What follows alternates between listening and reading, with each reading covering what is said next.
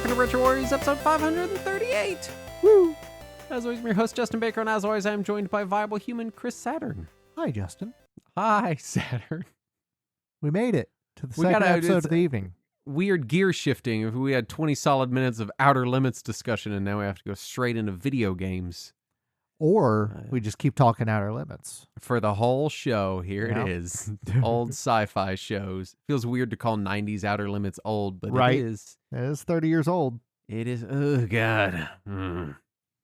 I don't like that. I don't like it started that. in 92, so it's 33 years old. God, I was 4 years old. Mm-hmm. You were a kid. 4 years old. I was a kid, too, but I was a teenager. Right. You were an older kid.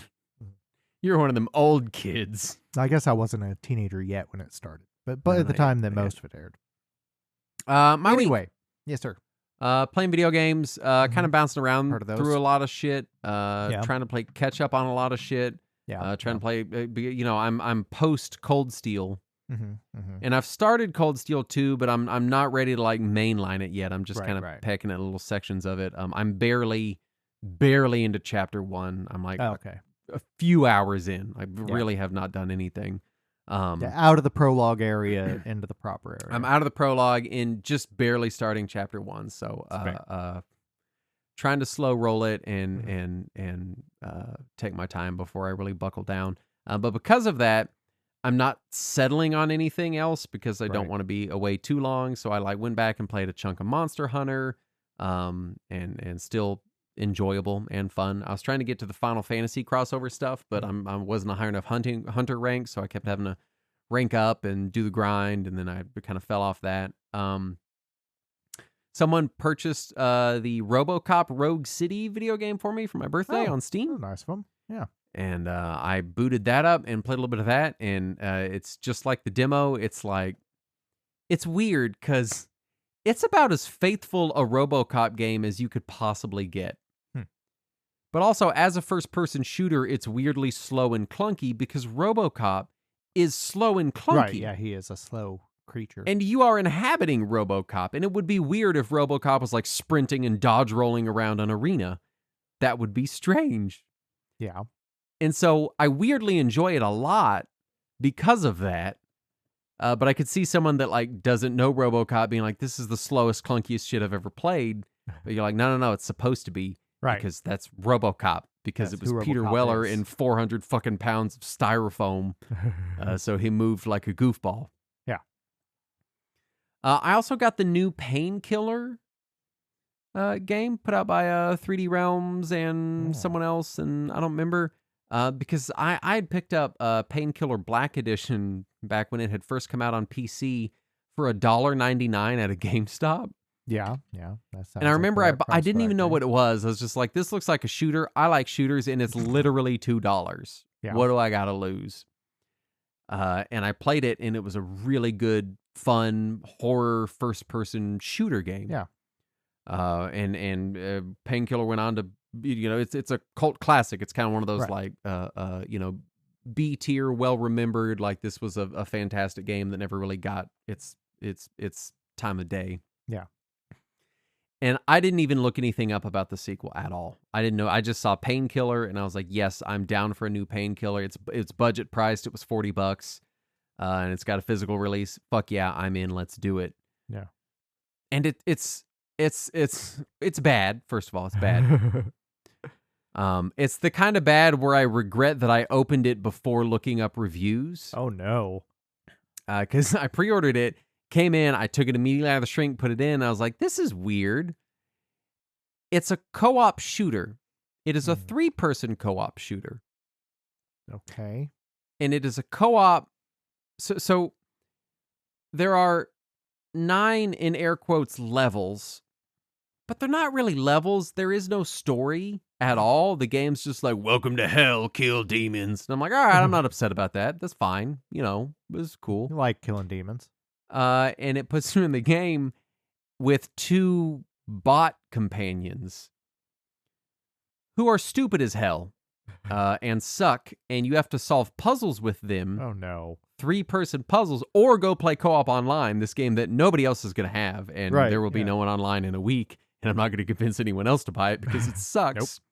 But all of the levels are literally this. It is, you remember Doom 2016? And they kind of they did these monster like arena zones where on the map you'd be like, all right, here's a big area, and they'd mark it in red where it's like once you go here, you're locked into this area and you just kill some waves of demons to then progress through the rest of the exploration. Sure.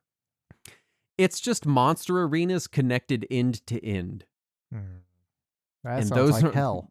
Those are the in air quotes levels. Well, they did say welcome to hell at the beginning. If you do it at the first one, you do it and you're like, all right, yeah, Doom 2016. It plays like you've got the air dash, like it's just Doom 2016.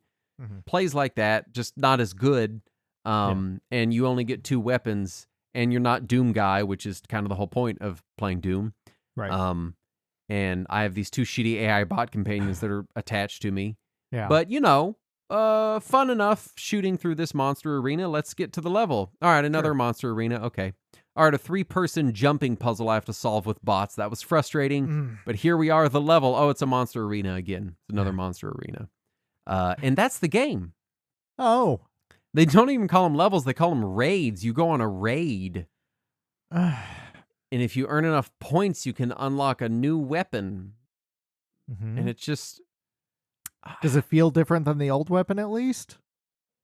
I don't know. I didn't play long enough to unlock anything. It takes 1,000,000 points and it fucking sucks. That's unfortunate. It's just... And I was like, I can't handle this. And I went to play original Painkiller and got sidetracked playing Return to Castle Wolfenstein, which is a good first-person shooter. Yeah. A little dated, but good. Still fun. Right. Yeah. I also played the PlayStation Plus as a timed demo for the new... I don't even know what to call this category of game. But it's the category of game that like Slay the Spire, Balatro, and Vampire Survivors all exist in.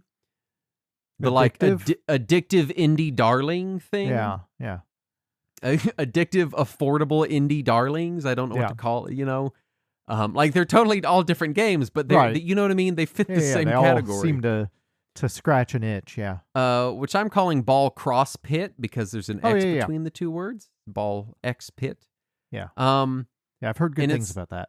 It's like a forced scrolling roguelite Arkanoid bullet hell Vampire Survivors thing. I heard it was like a bullet heaven Arkanoid. Ish. Okay. Ish. Yeah, I don't know. It's tough. It's tough to explain. Yeah. I don't know if it's going to end up in that. I haven't bought it yet. I played through the demo and I was like, that was fun. I'm not in love with it, but I don't totally want to disqualify it yet. I don't know. But it's it could end up in that category for me. What I don't like is you go back to town and it's got the same thing Loop Hero had, where it's like, okay, now harvest your resources and build buildings, and I'm like, I don't want to fucking do that. I want to go do fucking Arkanoid. That's all I'm here for. But I've noticed that I've become pickier with that weird addictive game genre than I was when Vampire Survivors came out. And I think it's because Vampire Survivors nailed it all so well in that moment of time. And continues to improve upon it, that everything has to be judged against, well, are you going to be as good as Vampire Survivors right out the gate? And if not, maybe I got other things to look at. Also, if you're only as good, are you also $2? Yeah, exactly. That's the other. It's like it's an impossible metric. Right. But yeah, I played through that. It's interesting. I don't know if I'll return to it or not. I played through the demo and I was like, I'll leave it on my home screen on my PlayStation and see if I feel the urge.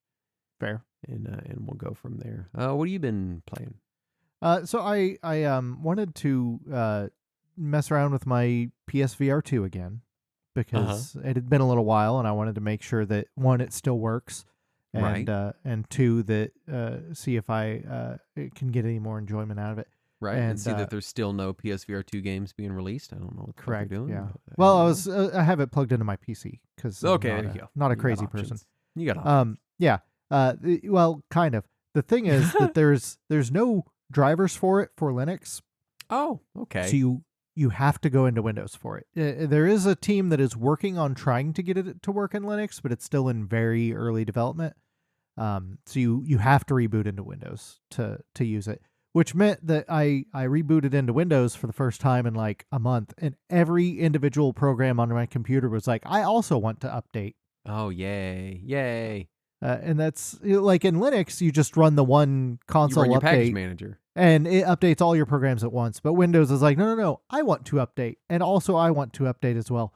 And I had not missed that in the slightest Nope. in the time that I had not been spending with Windows.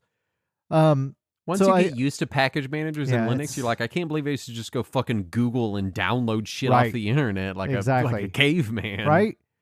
So I did all my updates on everything, and then I rebooted and discovered that I had been updated to Windows 25H2. Yay. Yeah. So I had some issues there. Finally got it to work. Played VR for like 5 minutes and was like, no. Yep. No, thank you. Not feeling it right now. So I was playing around with my Steam library. I pulled up Ys versus Trails in the Sky, which came out recently. Yes. How I wanted to pick it up, but I'm waiting till I've played more of the game so I can appreciate it more. Yeah.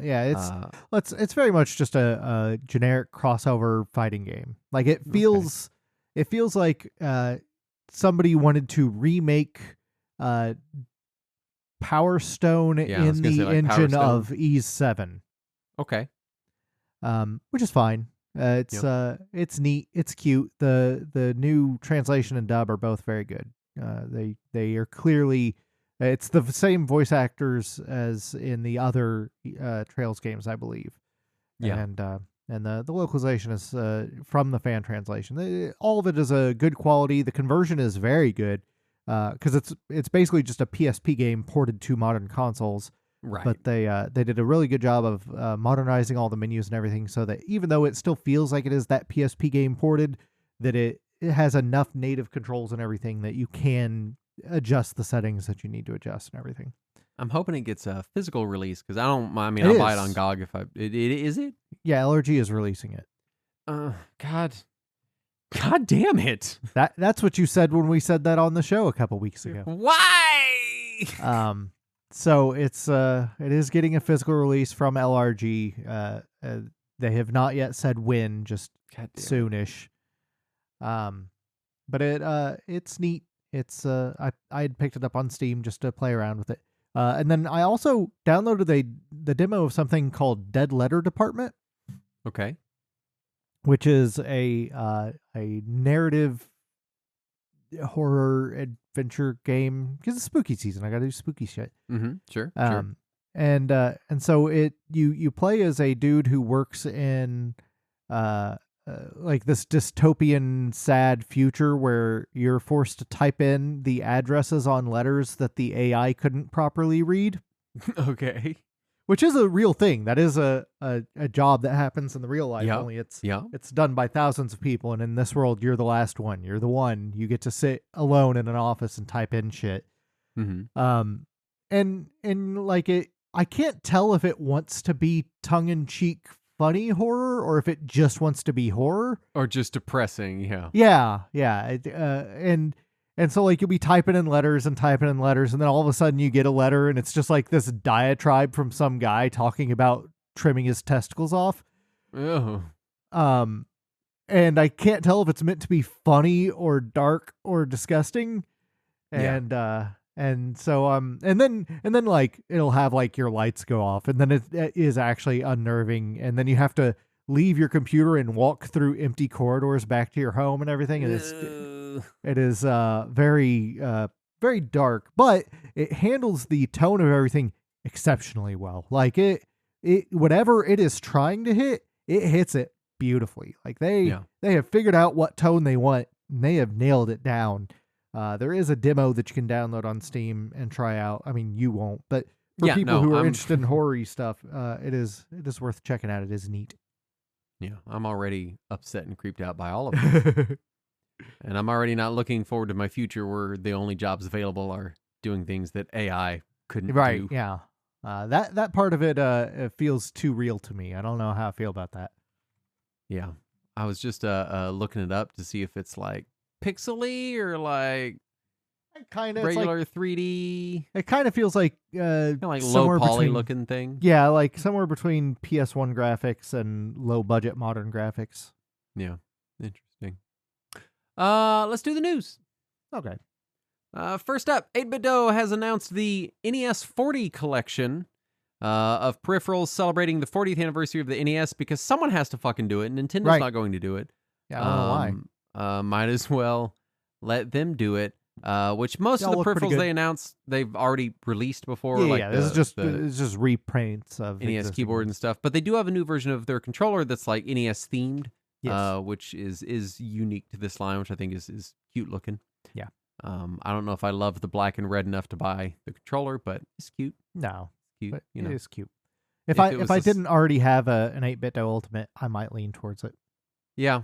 I've already got a couple hooked up to my living room PC, and I can't. Right. Every time I buy another controller, my wife's like, "Another one? Why?" And I'm like, "Well, this one was slightly different, Yeah. so Well, it's I'm got gonna a new chuck it in hat. the bin." Yeah, we have a dedicated drawer for them Yep. in the living room, and those are just the ones I use, and it's full.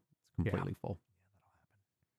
Konami announces the 26-year-old Silent Hill franchise has finally broken 10 million units within the 1-year-old Silent Hill 2 remake, accounting for 2.5 million of those units. Yeah, I find this both exciting because it's Yeah. nice that it's a nice finally seeing milestone, success, sure. but also kind of sad because there are several Resident Evil games that have hit 10 million on their own. Yeah. And so it's a little sad, but I'm glad that Silent Hill 2 Remake has sold so many units. That's a hell of a game. Highly recommended. Yeah. Hallmark unveiled a new. This is so weird. It's like they found a box in the back of their warehouse and they're like, "Can we still sell these?"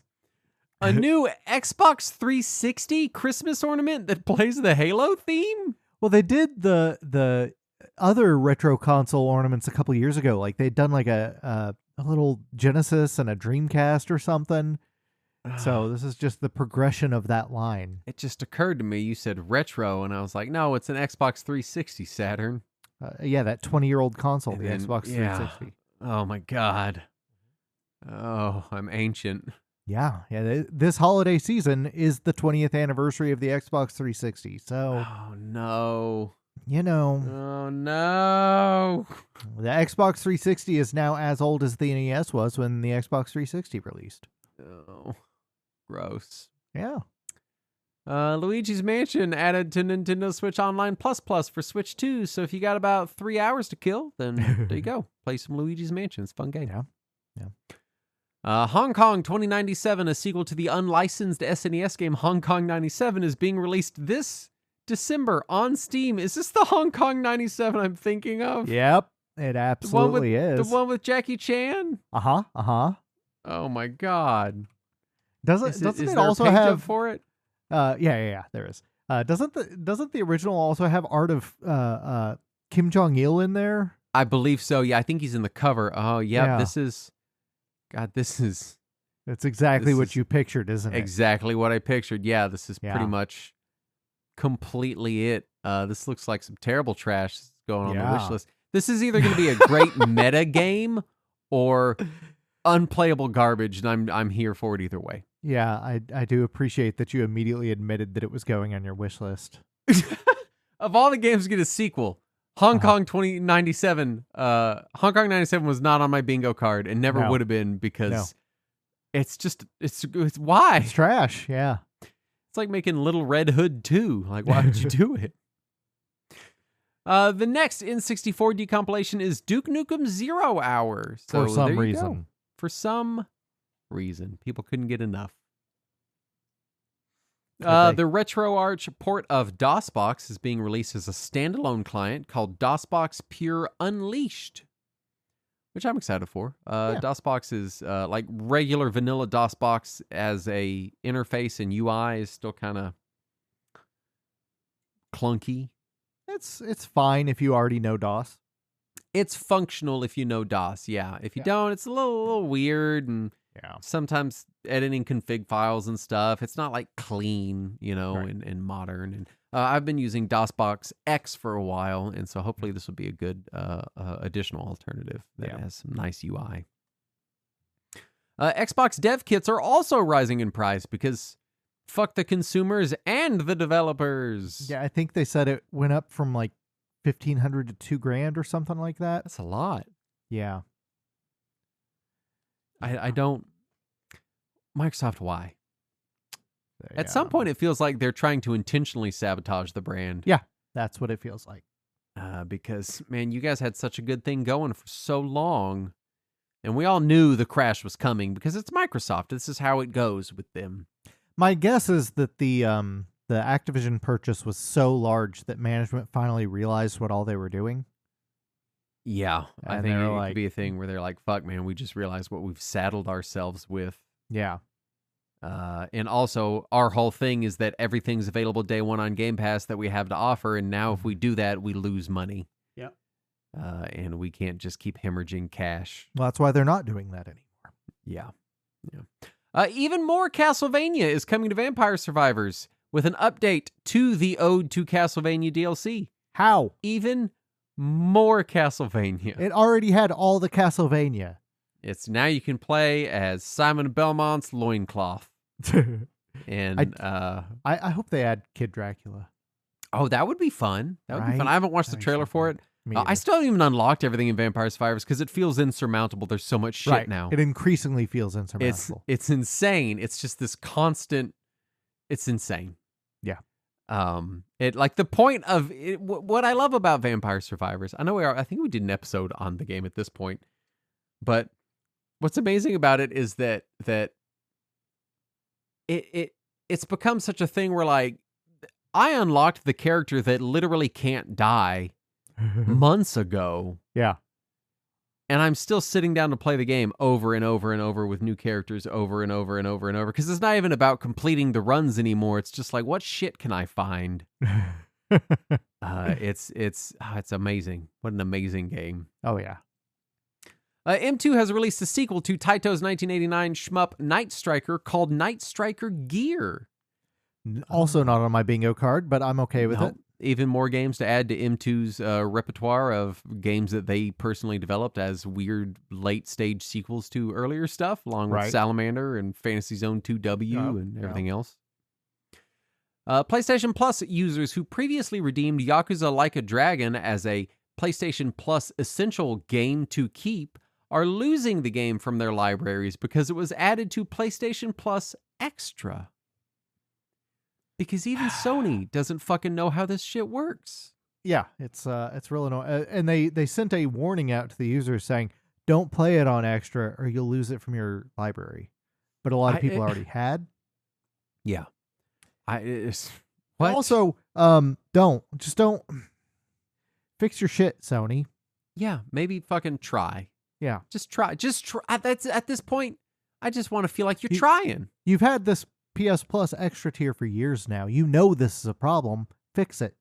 Yeah. No, you know what they're going to do instead? Nothing? Nothing. Yeah. Nothing is correct. You nailed it. I did. Layoffs at Ubisoft. Shocking. Also, reports that 1,200 games journalists have left the industry in the last 2 years. That's because there is no industry left to leave. Yeah. We for years, gaming press was already drowning in SEO, in previews, in thinly veiled ads, and everything's about the review, and nothing's about the features anymore, and nobody actually gives a shit. Just give us the review number. Yeah, and now it's just AI regurgitating what other AIs already said. Yep, and it's just trying to get you to click Amazon affiliate links. Yep. I know there are some good journalists out there doing good work, but man, But they are drowned out at this point. Yeah. The content they want to make is not profitable enough and hasn't been for a decade. Yeah. And so it's frustrating. I was looking through, again, I'm not doing my phone anymore. So when I'm on the shitter, I read old PC Gamer magazines. And it's funny, the first time around, I just wanted to read the reviews in them because that's what we're all here for. Right. But this time around, I'm reading the special features and the stuff in the back. And I'm like, there's some really good stuff in here. Yeah. But nobody cares. Click our Amazon affiliate links, please. Yep. Counter-Strike 2 update wipes 1 billion from the market cap of skins for knives and gloves. What they did was they made it easier to get certain drops, and that immediately crashed a portion of the Counter-Strike 2 skins secondary market. This, I am constantly surprised by the existence of these things. That Yeah. like I feel like I'm pretty deep in the video game culture, and then I constantly am reminded that like No, you're not. yeah, shit like this and EVE Online and Roblox and I read this morning that Rocket League and Fall Guys are being ported to Fortnite. What? And then I had to read that again because that doesn't make sense to me. No. And apparently Fortnite is becoming a game's platform instead of a game. And they are going to discontinue the previous standalone versions of Rocket League and Fall Guys after they port them into Fortnite, so that you'll have to use Fortnite as a launcher to get into those games. Kill me. Yeah. I know someone who put a down payment on a house by selling a skin in Counter-Strike that they had gotten as a drop during a Twitch Jeez. stream for $10,000. Good Lord. Yeah. Yeah. That's It's real. obscene. It's a real thing. That shouldn't be. At this point, I'm like, it's just money laundering or something. That's Yeah. got to be what it is. I don't Yeah. understand. Retro Games, the The company, not Yeah. the concept of Retro Games, has confirmed the Amiga 1200 recreation is coming in June 2026. It's neat. I like Oh, these full-size computer remakes. That's neat. Yeah, yeah. It's got a full working keyboard. Yep. It's cool. It's cool. Edia is compiling 6 classic Telenet Japan games for re-release on Switch early next year. The games are Lady Phantom, Travel Yupil, Dekoboko Densetsu, High Grenadier, Naritori, and Poppin' Magic. I mostly put that in there to see if I could get you to Make me pronounce read all of them. Yeah, Yep. well, there you go. English release, unannounced, and unlikely. I do like Poppin' Magic. That's a fun game. If you haven't That one I played that, know of. yeah, if you have a PC Engine emulator laying around, give that one a shot. It's Yeah. neat and cute and fun. Which brings us to our topic at hand. Yep. Which is Wii 101. Wii 101. No. Because the Wii is nearly as old as the NES was when the Wii Virtual Console first made NES games available. Yep. Because we are all a million billion years old. Yes. My God, we're so old, Saturn. What happened? I Where does know. the time go? Yeah. I am older than my dad was when I used to make fun of how old he was. Oh, no. Yeah. Yeah. As a note, we will be America-centric here because this is Right. where we live, and we can True. only cover really one price category before we just end up having to sit here listing prices all night. So if you're not in North America, this may or may not apply to your market. Things may be different Right. where you are, but this is Sure. what it's like where we are. Yes. Also, prices, as usual, are quoted from price charting. This means the prices will be ballparks, usually on the lower end. If you just want to go buy it now on eBay, these prices are lower than you're going to be able to find. This is like, Probably. hey, I'm going to go out and struggle and find an auction and kind of make some deals Right. kind of prices. Which isn't to Sometimes. say, which isn't to say it's impossible. It's just that it's a little more work than just click one button and you're Right. done. But if you're willing to put in the labor, you can get kind of around these prices. Also, you can get around these prices at GameStop for some reason. GameStop yeah, still sells some of this, and it's around weirdly these enough. prices. Yeah. Yeah. The downside is you have to buy from GameStop. Correct. I That is a don't problem. recommend ever buying from their website. If No. you are forced to buy from them, go find it in store and look at it Yes. before you buy it, especially anything Wii related. Right. Because Wii It's gonna stuff be was gross. used and abused. It's nasty Yeah. as hell. It's gonna be Yeah, real it's gross. Gross stuff. Release info. The Wii released in North America on the 19th of November, 2006, in Japan on the 2nd of December, same year, European and Australian territories on the 7th of December, and other regions varying between 2007 and 2009, and was discontinued in Australia in 2011 and other regions in 2013/2014. As far as first Which encounters, was more than 10 years ago. shut up, Saturn. I don't like when you do that. How dare you tell me how long ago something was? First encounters, I worked at GameStop during launch, so I had mine set aside to take home on launch night. Like I worked the launch, and it was the source of many hangouts. And I even caught my mom playing Virtual Console on it a few times. Nice. So it really was very much a kind of brought people together kind of device. I never had people that wanted to come over to my house and play games before. Oh, weird. That never that never happened before in my life until I would have been 17 when this came out. Games were a solitary thing that I did, and then the Wii came out, and everybody was like, "Oh, you got a Wii? Can I come over and play it?" And before I knew it, we would have like little parties. Like there'd be 5 or 6 people over, and we'd be playing Wii games. And, and I was like, "This is amazing. Is this what my life will be like now?" And the answer is for about 3 months, and then never again. We our house was the game house for many years, but by the time the Wii came out, I was already living on my own, and that was over. So, yeah. I had originally intended on skipping the Wii when it came out, or at least getting it after launch anyway. But then I had a friend who worked at GameStop who messaged me at like 8 p.m. that night, and he was like, "Hey, we still have one left. Do you want it?" And I was like, "Yeah, I guess, fine." Yeah. So he bought it. I met up with him after work, gave him $300 and took home a Wii. And then I played some Wii Sports and Zelda for a few days, and ran out in the middle of the night to buy a classic controller while my girlfriend at the time was still asleep at my apartment.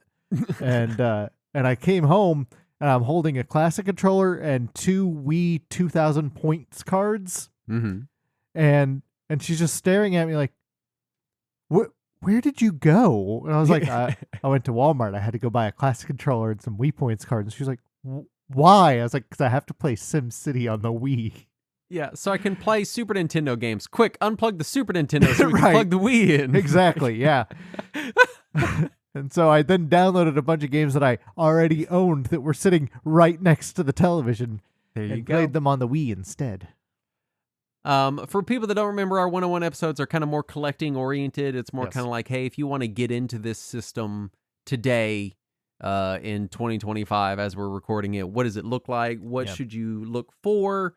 What should you buy? That sort of stuff. So with that in mind, Saturn, why don't you take us through the actual console itself and the revisions thereof that people are going to be seeing on the market? Yeah, so there's 4 main versions that you're going to be looking at. The original one, the standard one, which is the model number on it is RVL001. This is the original base model that came out when the console released. Fully compatible with all Wii games and GameCube games. Though some of them have bad DVD-ROMs, or at least DVD-ROMs that aren't compatible with some Wii games, because when the system originally launched, the DVD-ROM was only single-layer compatible. Yeah. And then when Smash Brothers came out as a dual-layer DVD, Nintendo had to replace DVD drives on these. And some people sent their Wiis in, some people didn't. And also they're old, so they could be dying anyway. I will say disk drives going out on Wiis is pretty common. Mine finally went out not long ago, but thankfully it's fully hacked. Right. So just be prepared for that. Even if yours works, be prepared to either replace it, which isn't too terrible of a task if you're comfortable opening stuff up, or just hack it is really where you're going to end up. But just throwing it out there for especially these original models. Be prepared for the disk drive to, if it works now, it will not in the future. Just plan on it. Very well likely will go out. Yeah. So the original model, full GameCube support, full GameCube ports, GameCube memory card slots, also supports Wi-Fi 3, which is what they now call 802.11g wireless, the 54 megabits wireless, and it is available in white, black, or red. So if you see a red console, it is this one. And I'll tell you, try not to get a white one if you have to buy it sight unseen, because that's going to be gross. Man, they got gross. What's weird is, so the plastic doesn't seem to be yellowing on Wiis, which thankfully, but they are covered in boogered and snot all the time now. Some of the edges of the plastic and the feet and stuff on a lot of them have gotten real orangey. Yeah, it's just so gross looking now. I don't know why. Yeah. So definitely get a black one if you that's the red best color. Red one's okay. Red one's okay.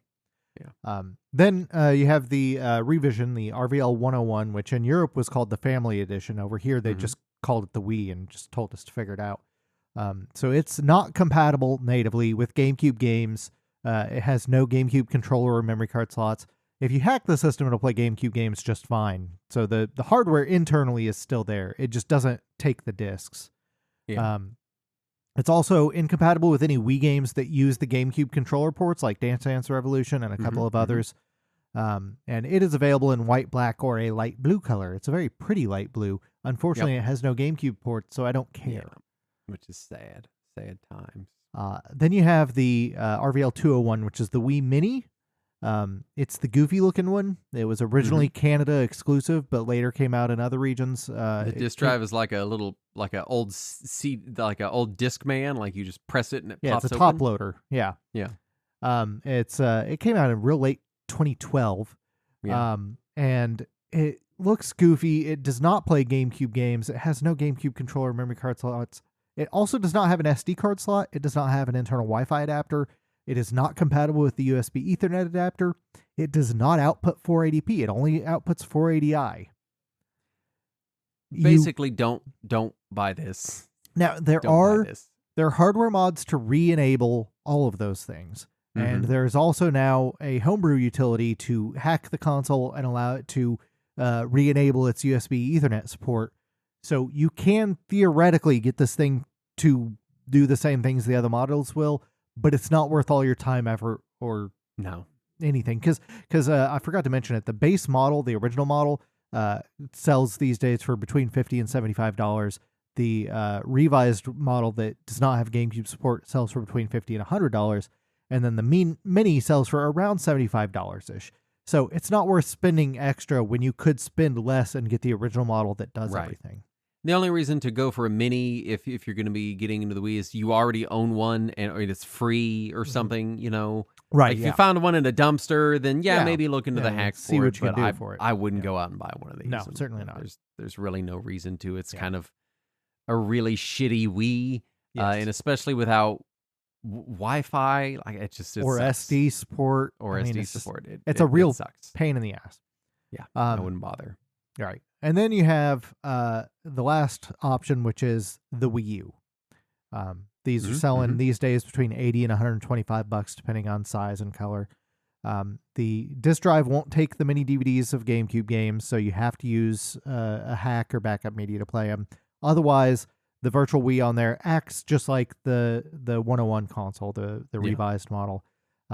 However, you do have native HDMI output up to 1080p, and you have better Wi-Fi support because it'll do Wi-Fi in, so you'll get better speeds there.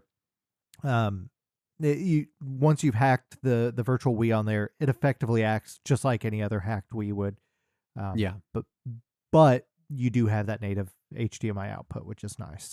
Which is also nice. Yeah, it does kind of take away one of the big reasons to have a Wii and a hacked Wii, which is 240p and 480p over component. Now you can still do 480p over component. Oh, that's true. You could, but it won't do 240 though. I don't think it'll do 240, but I haven't tested it. It will. Now I'm kind of second guessing myself. It might. Yeah. It'll definitely do 480p over component, but I don't know if it'll do, because all the video settings are handled through the Wii U's menu.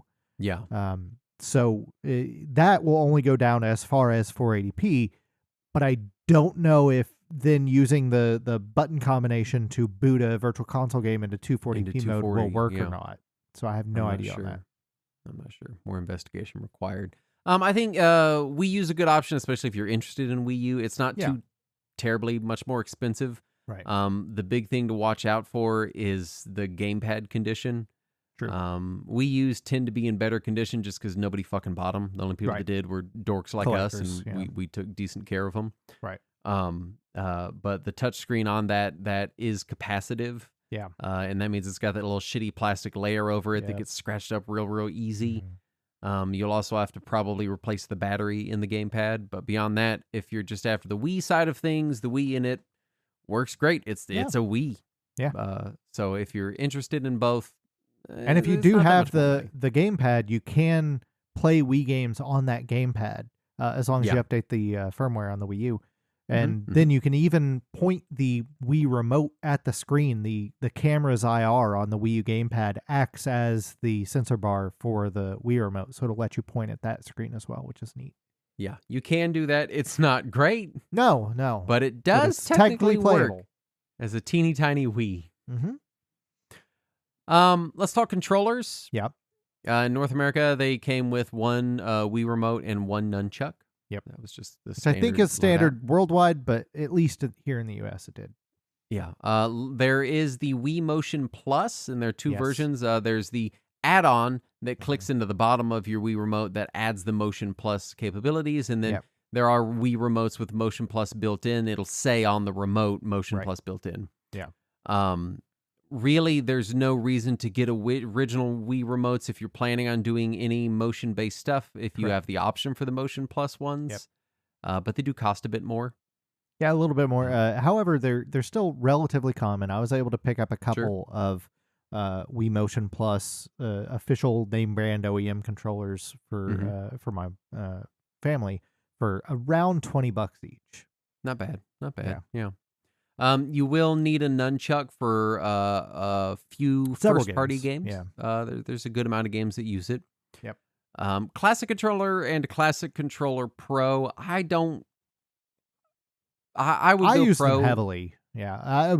I went the Pro once that came out. I prefer the grips, and also the shoulder buttons are in terrible place on the original Classic Controller. If you're going to be emulating, it's a pretty good controller for playing classic games. It's not like outstanding or anything. No, but it's fine. But it's decent. It does the job. It's also supported in a lot of actual games. Like you can play Mario Kart on it. You can play Smash Brothers on it. Monster Hunter Tri supported it. Yep. There's a few. GoldenEye game on there supported. Yep, GoldenEye did. The Wii Balance Board, if you want to do Wii Fit, is kind of vital for that. If you want a big plastic board to tell you that you're fat. Yep. No, it tells you you're obese, sir. Oh, right. Excuse me. That's obese. You will see a ton of shitty accessories, plastic accessories, and music accessories, wheels, tennis rackets, guns, all kinds of stuff. Now a lot of these things are useless, like the tennis rackets and golf clubs and wheels and guns and everything. Yeah. Those are all effectively useless. You do not need them. But music instruments are required for those games. Yeah. Now, I don't know.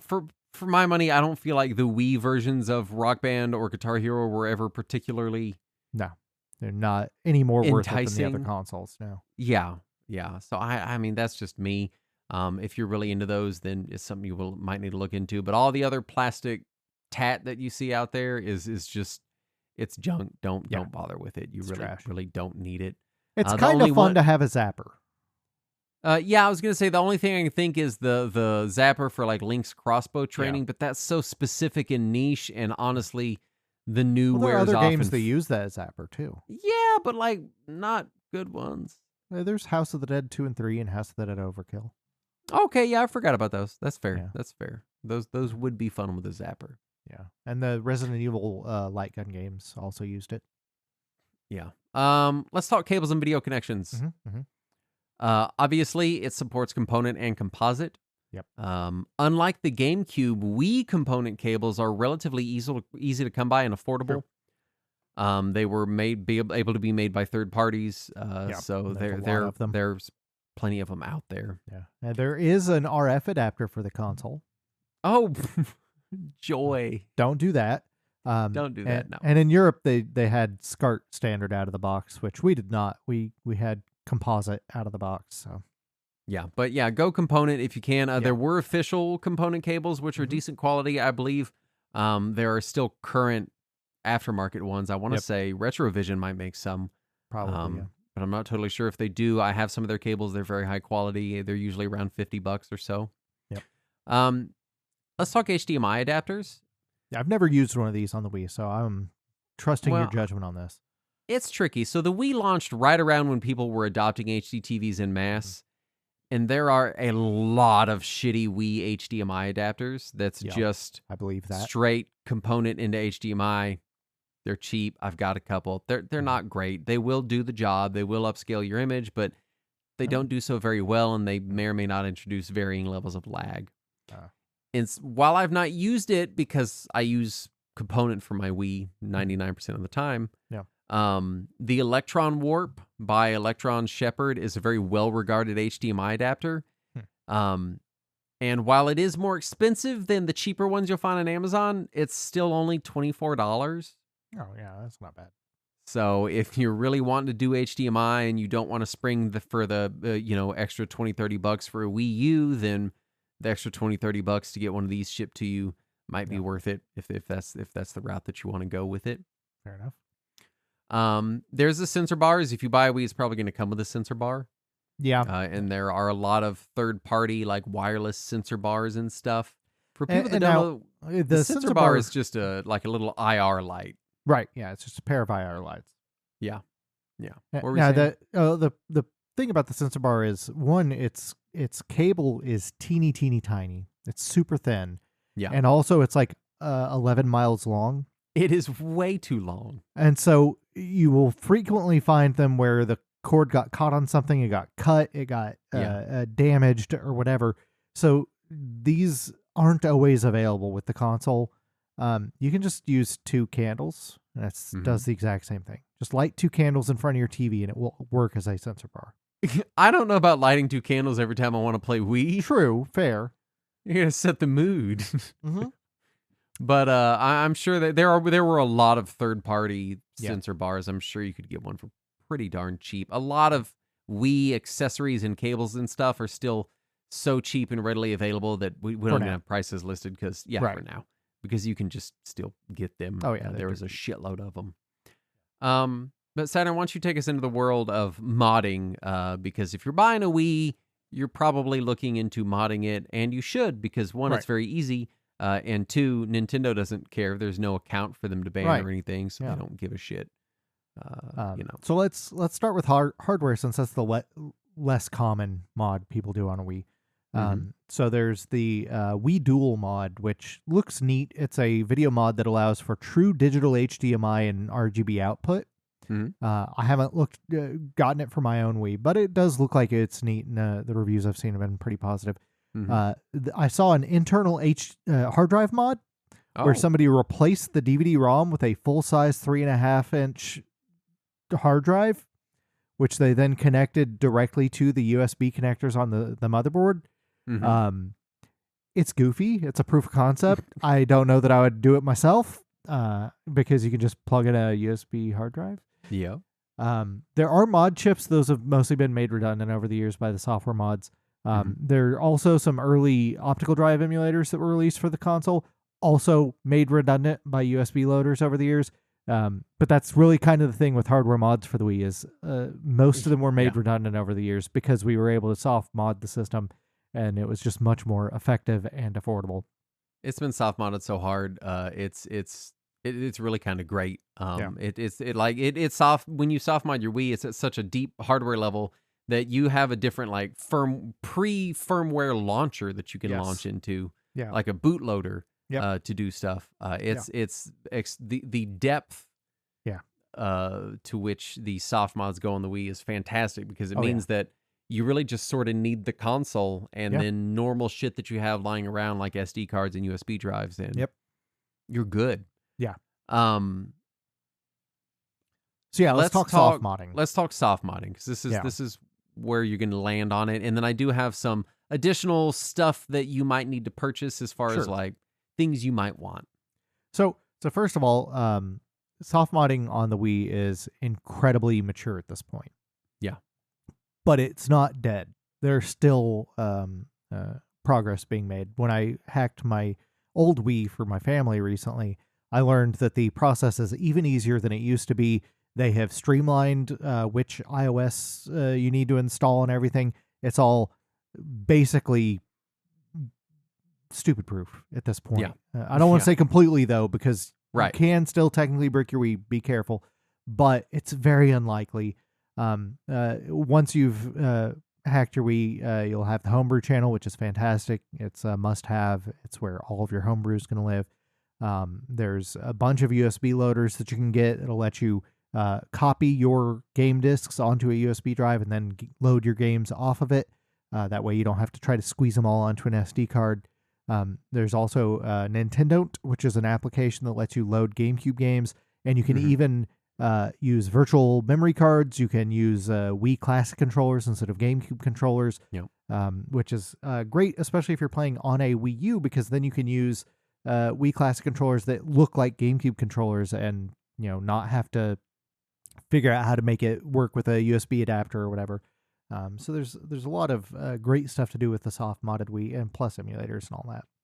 So I don't want to go through the full process of soft modding Wii because one, it'll just immediately be dated the next time Right. it changes. Yeah, naturally. But because the last time I did it was the letter bomb, where you basically put a file on your SD card and then you open your messages section, and there's a special letter there that then hacks your Wii. Yeah, that's still the recommended method for for the old Model Wiis, not for the Wii Mini, obviously, since it doesn't have an SD slot. Yeah. Now, for anybody like that really is the whole process. After that, you get the Homebrew channel, which is basically just an app store for all of the third-party programs you would want to run on your Wii. Well, the Homebrew channel just loads it. The Homebrew store or Homebrew, there's a separate app that is the online store for apps. Right, yeah, it's so the Homebrew channel, and then that's where all your Homebrew stuff goes, but then there's an app store in there. You just open it, and you're like, I want to download this emulator, and I want to download Nintendo, and I want to download this USB launcher. Yeah. I do want to mention that if you're not ripping discs, so if you're coming in cold, hey, I just bought a $100 Wii, I got my USB hard drive, which we're going to talk about in a minute, to load Wii games on that hard drive, it does need a special file format. Not anymore. No, does it not? Really? Fact, It'll just read straight ISOs? Yes, they no longer recommend that you use that file format, actually. I'm still on it. Yeah, they recommend now that you just use a FAT32 formatted drive. Your discs can either be in ISO format or in WBFS format, but you no longer need to use the WBFS file system. How nice. Yeah, you just rip them into a new WBFS format where it's basically files in a traditional file system that are formatted as if they were in that other file system. So basically, you put in an SD card that you put a file on, and then you put your game images on a regular hard drive. Yeah, or you can even load them off of the SD card now. That was an option even when I was doing it, but they're also big, and you probably want to have a gigantic SD card. So let's talk other expenses and stuff to note about hacking and Homebrew, because it's such an important part of Wii ownership these days.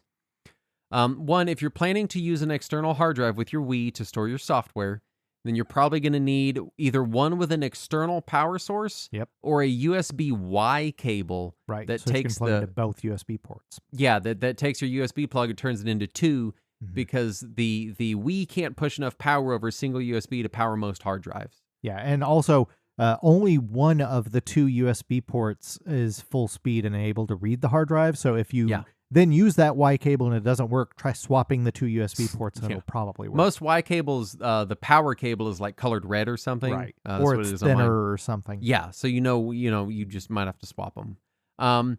You'll most likely want to invest in a decently sized SD card for Homebrew. It doesn't need to be gigantic, but I think like a 16 or 32 gig SD card for like some ROMs and some Homebrew.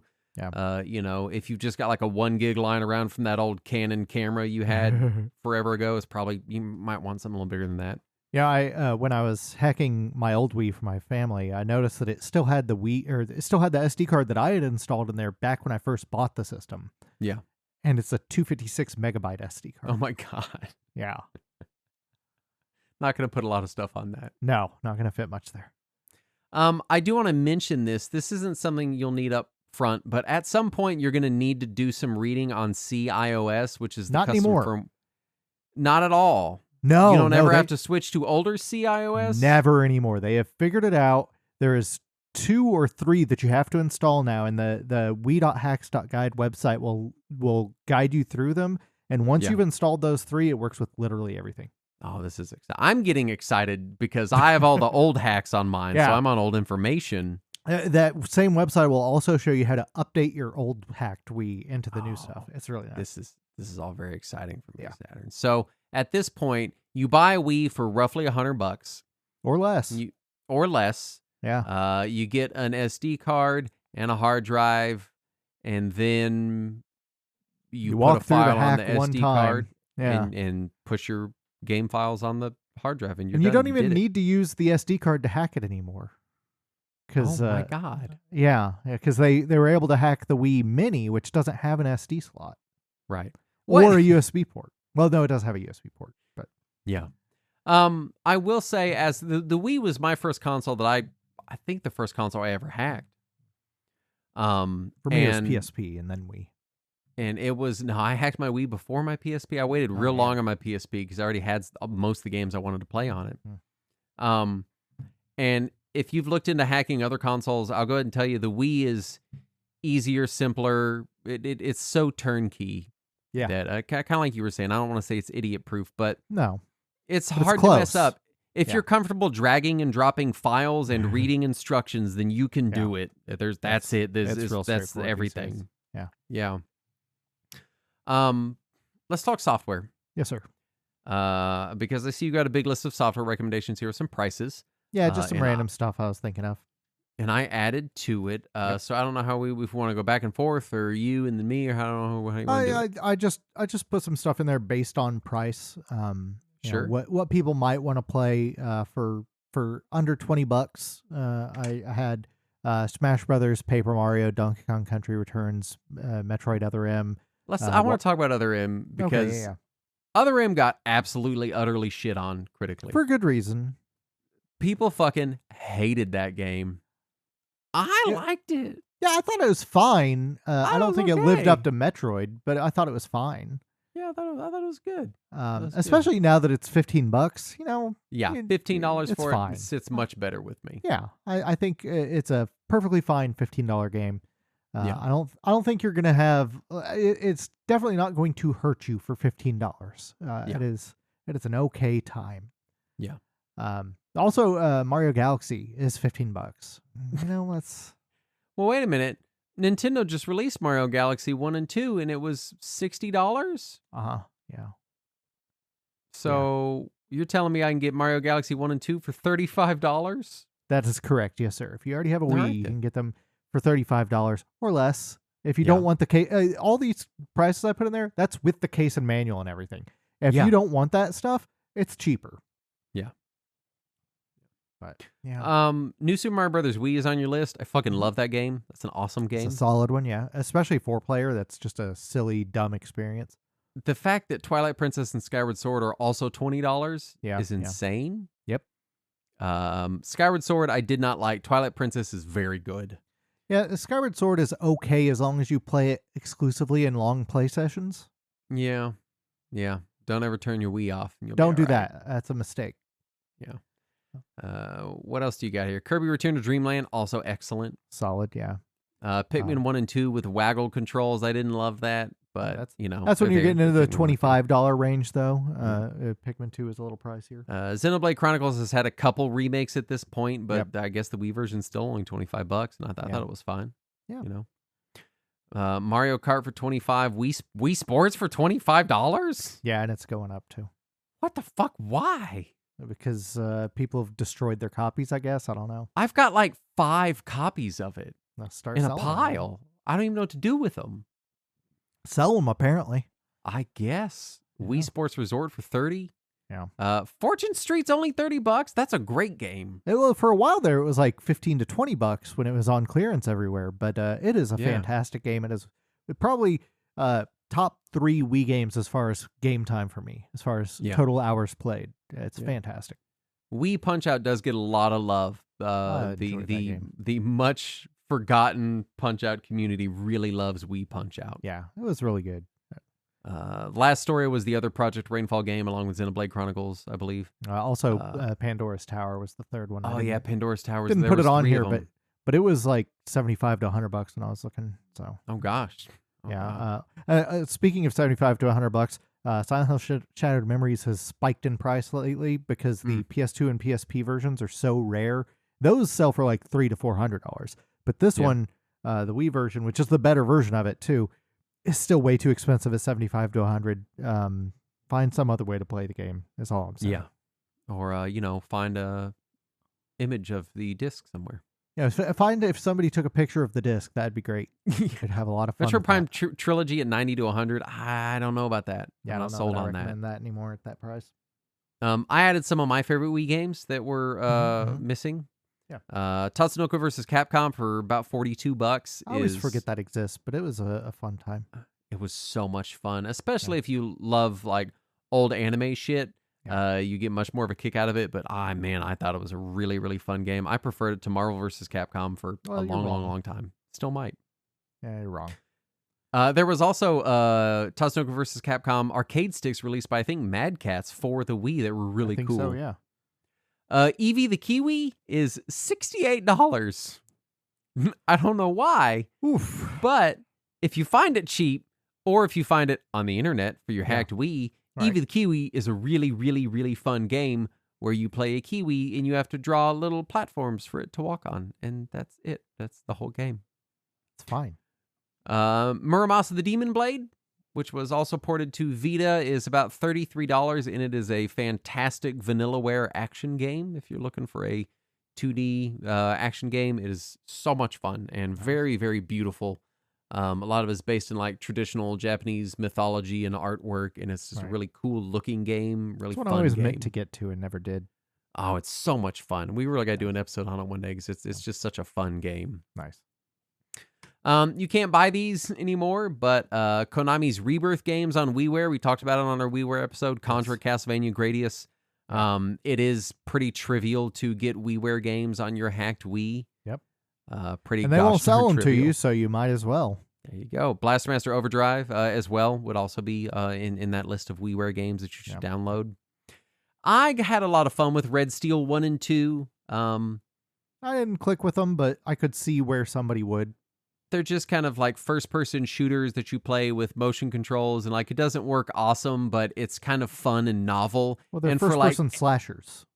Well, there's also guns. You get guns too. But for $8 for Red Steel, like I had fun playing multiplayer with friends. Fair. Like it was fun enough. Now, Also, a first-person sword game that you don't want to get is Dragon Quest Swords, because it's. Oh yeah, I've heard that sucks. That's That pretty bad. Also, Sin and Punishment, the N64 on-rails shooter exclusive to Japan, got a sequel in North America on Wii, Sin and Punishment Star Successor. That's pretty all right. And it's pretty good. I mean, it's an on-rails shooter. Yeah. But it works for the Wii. It's a pretty fun game.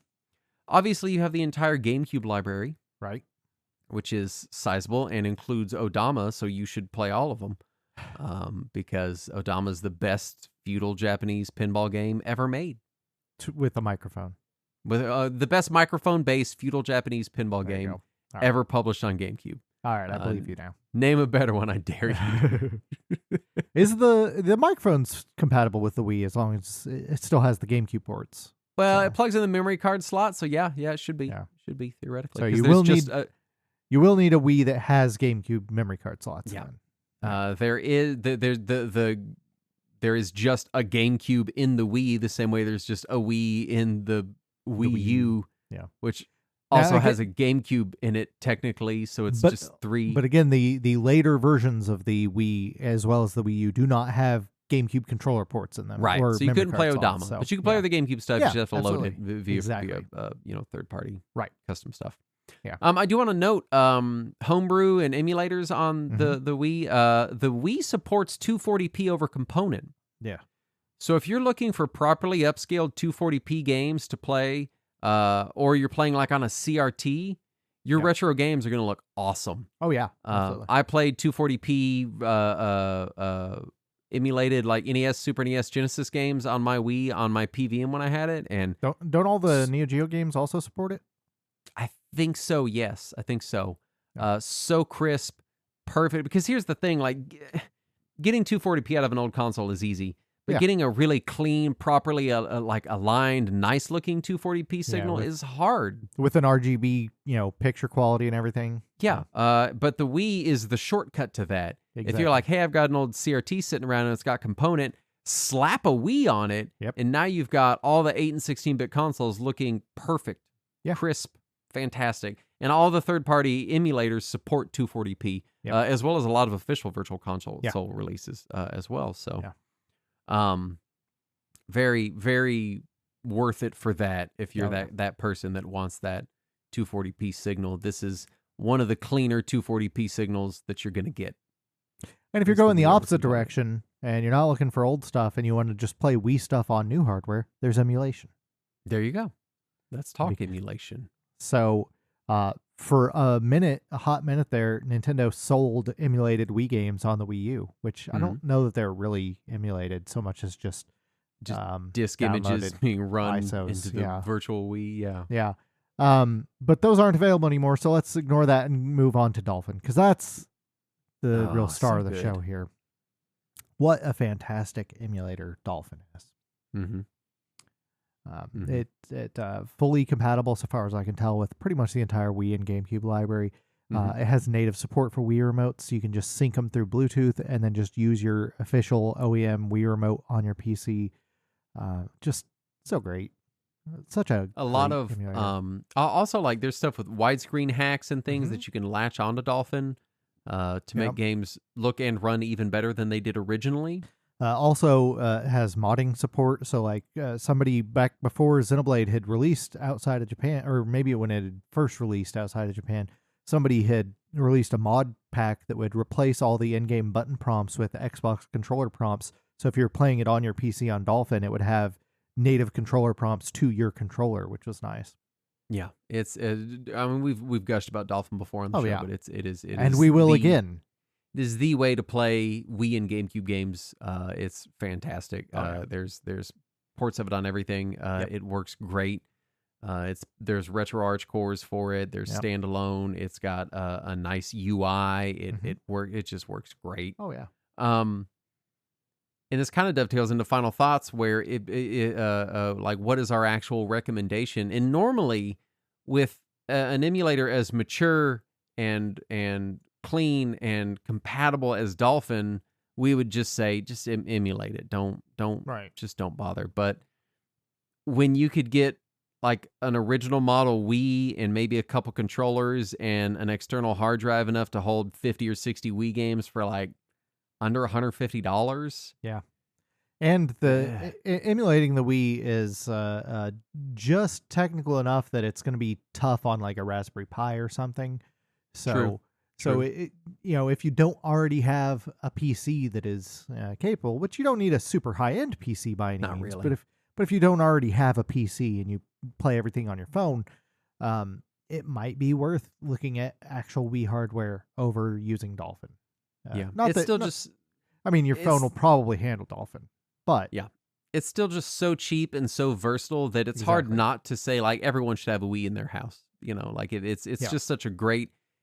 I still, and I talked about it when we did I think our virtual console episode, and I think we did an episode on other Wii stuff, maybe WiiWare, but episode,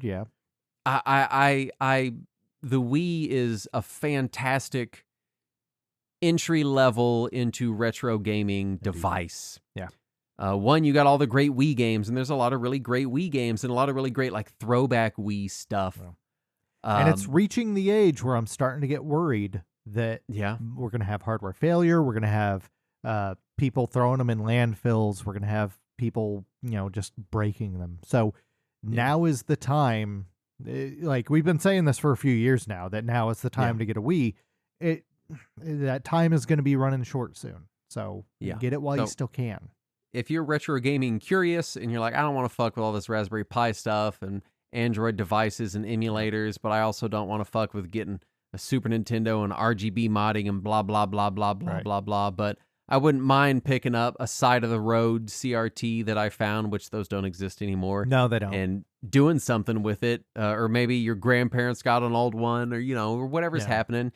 And even if you don't have a CRT, it will output 480p and a lot of TVs it'll still go to a regular television. 480p. But for not much money, this is a pretty all-in-one solution for 8 16-bit games, N64 games, GameCube games, and Wii games, which is a massive swath of gaming right there. Oh yeah.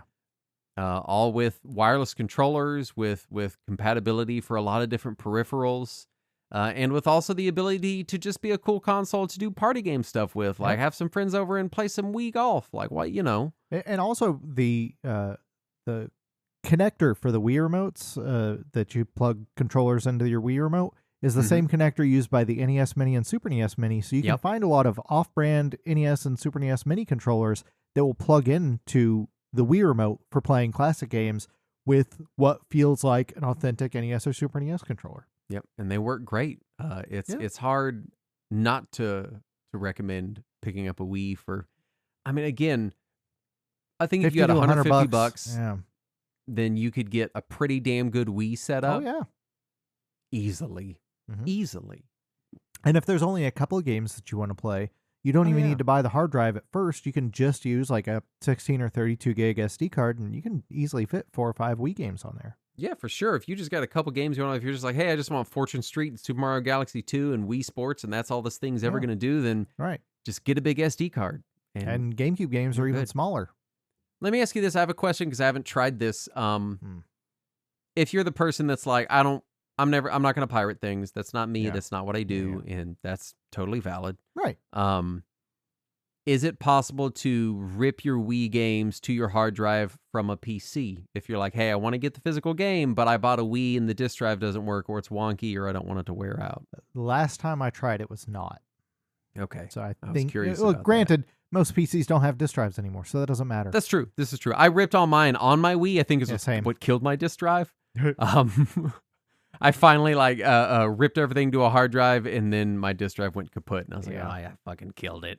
Right. But granted, it was also many, many, many years old and already Right. was kind of making a grinding noise, so it was they're already all on the way out. Nearly 20-year-old consoles. It's going to happen. Yeah. Honestly, I didn't look into this, but I'm sure you could probably buy already hacked Wiis. I'd be shocked if a lot of Wiis on the market Yeah, I'm weren't sure. existing hacks. Wouldn't be surprised. You might not even have to go through the hassle. Yeah. for I wouldn't be a lot of surprised it. to find people on eBay selling hard drives full of Wii games that you can plug into it too. Oh, for sure, totally. So like it's just so goddamn cheap that it's hard not to be like, hey, if you're looking for that entry into retro gaming, you're like, I'm not into the whole collecting thing. I kind of just want a box that does it all, but I'm not really technical. I'm not computer savvy. I don't want to do all this fancy shit, but I can drag and drop files. Then Right. you got it, man. You got Super Nintendo, you got Genesis, Neo Geo, N64, GameCube, Wii. Like you have so much at your disposal. In addition to WiiWare, which is not Right. available anywhere else. Exactly. And there's some really cool WiiWare shit. Yeah. We did an episode about it. You can Oh, go yeah. listen to it. It's hard not to recommend a Wii. I've got 2 in my house, Yeah, same. and I need to re-hack mine now that I know all these fancy new hacks are available. Yeah, I've got 2 Wii U's and 1 Wii, but another Wii I have access to. Well, I've got a Wii U as well. So I've got a white Wii, a black Wii, and then a Wii U. Yeah. I think I might have obtained a third Wii. I'm not sure. I think I have a stack of them somewhere. This guy's just drowning in Wii's. You know me, drowning in Wii's. Anyway, if you like jokes like that, we have a Patreon where you can get lots more of those. Or we'll like drown that. you in Wii. Or we'll drown you. No, we won't. Not going to do that. Don't promise that. Patreon.com/Retro Warriors. You can get uncut versions of this show. You can get Talking Wizards. You can get other stuff. It's late. Let's thank the patrons that Yeah. gave us money, starting with David Cavallari. This one's gotten corrupted. Oh, it did. Emil Rune Mueller, maybe? Novocaine FS. Poncho Man Randy Savage. Orange Joe. Gorthum. JS. John Fry. Shane Lee. And Keith FTA. They all gave us money. Yay! And we thank them kindly for the money that they gave us. We'll spend it on Wii. Yeah, we wish prosperity upon them and their Wiis.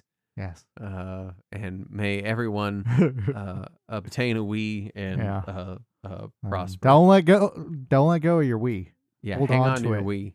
I like to have Keep- multiple Wiis per household. Just keep that Wii in your hands as long as you can.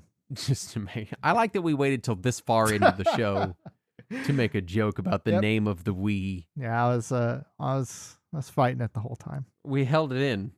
We did. We We held held our it. Wii the whole time. Anyway, that's all for this week. Thank Yeah. you for listening, and as always, let us cling cling together. together.